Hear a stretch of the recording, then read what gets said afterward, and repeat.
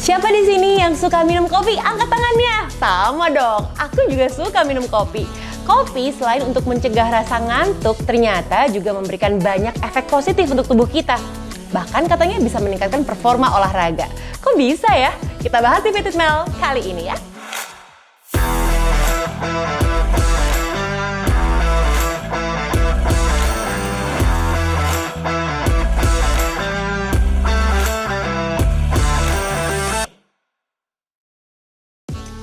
Selamat datang di Fit with Mel sama aku Melanie Putri ya. Sebelum kita mulai, aku meminta tolong dong untuk subscribe YouTube channel aku Fit with Mel dan juga di like video ini kalau kamu suka sama videonya ya. Oke, kita akan mulai bahas mengenai kopi. Kopi adalah minuman yang populer di dunia. Banyak banget yang suka ngopi ya. Di sini pasti juga banyak yang suka ngopi. Jadi, kandungan utama yang ada di dalam kopi adalah kafein, teman-teman. Nah, kafein itu sendiri merupakan sebuah senyawa kimia yang ketika kita konsumsi bisa menimbulkan efek rangsangan pada otak dan juga pada sistem syaraf tubuh. Jadi itulah yang membuat kalau kita minum kopi, detak jantung kita jadi lebih cepat, terus kita dipacu adrenalinnya, terus peredaran darah jadi lebih lancar, dan seolah-olah kita jadi merasa punya energi baru lagi. Dan kopi juga di saat yang bersamaan bisa meningkatkan kewaspadaannya kita.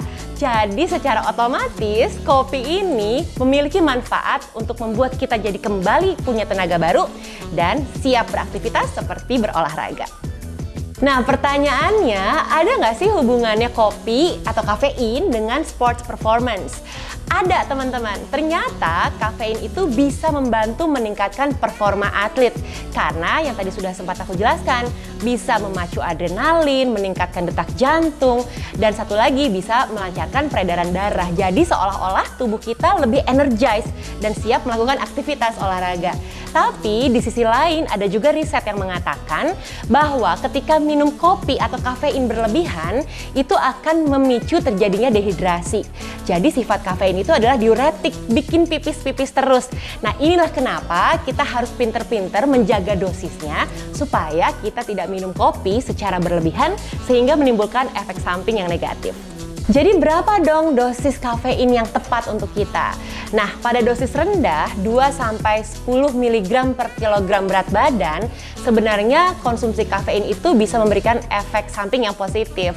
Seperti misalnya meningkatkan kewaspadaan, terus kita nggak gampang capek.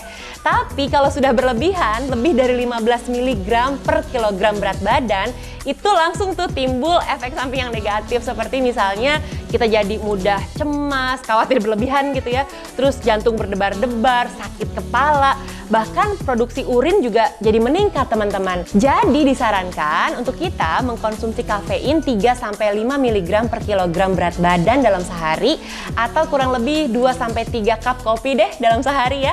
Karena efeknya baik sekali, teman-teman. Bisa membantu meningkatkan performa, khususnya bagi kamu atlet endurance, seperti misalnya pelari jarak jauh. Terus pertanyaannya, kapan dong waktu yang tepat untuk mengkonsumsi kafein?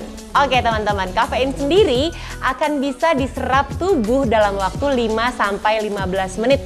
Sehingga konsentrasi kafein dalam aliran darah kita itu mencapai puncaknya 30-60 menit setelah konsumsi.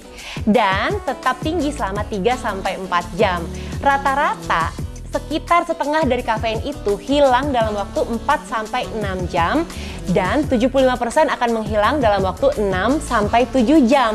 Jadi mengkonsumsi kafein sekitar kurang lebih 1 jam sebelum kita berkegiatan atau olahraga atau pertandingan misalnya. Nah, ini akan membantu kita untuk memastikan bahwa tingkat kafein dalam darah kita tetap bisa tinggi ketika kita mulai berolahraga. Nah, jeda manfaatnya bisa terasa maksimal sekitar 4 jam setelah kita mengkonsumsi kafein.